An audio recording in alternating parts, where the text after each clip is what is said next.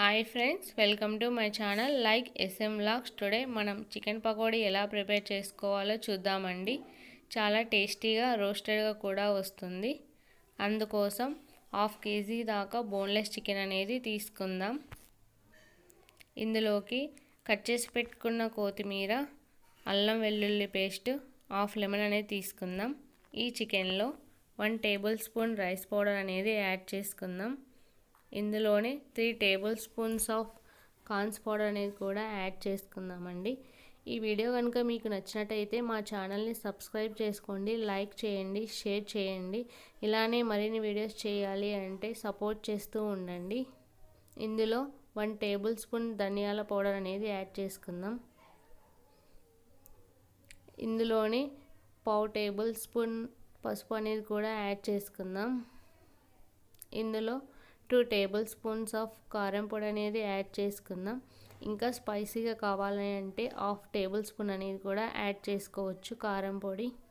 ఇందులో 1/2 table spoon salt కూడా add చేసుకుందాం. కట్ చేసి పెట్టుకున్న కొత్తిమీర యాడ్ చేసుకుందాం. అల్లం వెల్లుల్లి పేస్ట్ కూడా యాడ్ చేసుకుందాం. కట్ చేసి పెట్టుకున్న 1/2 లెమన్ కూడా యాడ్ చేసుకుందాం.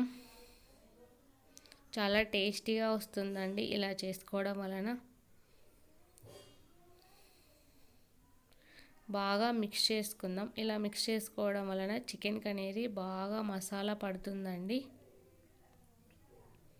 ఈ విధంగా చేసుకోవాలి. మీరు కలర్ కావాలంటే కలర్ కూడా యాడ్ చేసుకొని మిక్స్ చేసుకోండి. ఇలా అయిన తర్వాత ఒక 2 అవర్స్ దాకా ఫ్రిడ్జ్లో అనేది పెట్టుకోండి.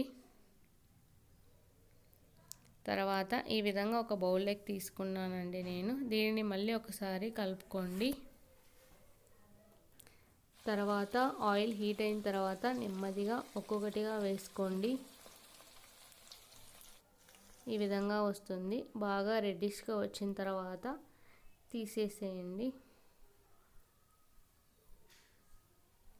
వీటిని ఒక ప్లేట్ తీసుకొని అందులో టిష్యూ పేపర్ వేసుకొని అందులో వేసుకోండి. చాలా టేస్టీగా రోస్టెడ్గా స్పైసీగా ఉండే చికెన్ పకోడీ అనేది రెడీ అయ్యిందండి. ఇందులో కొంచెం కరివేపాకు అనేది వేసుకుంటే చాలా టేస్టీగా ఉంటుందండి. ఆనియన్స్ కూడా యాడ్ చేసుకోండి. Thank you.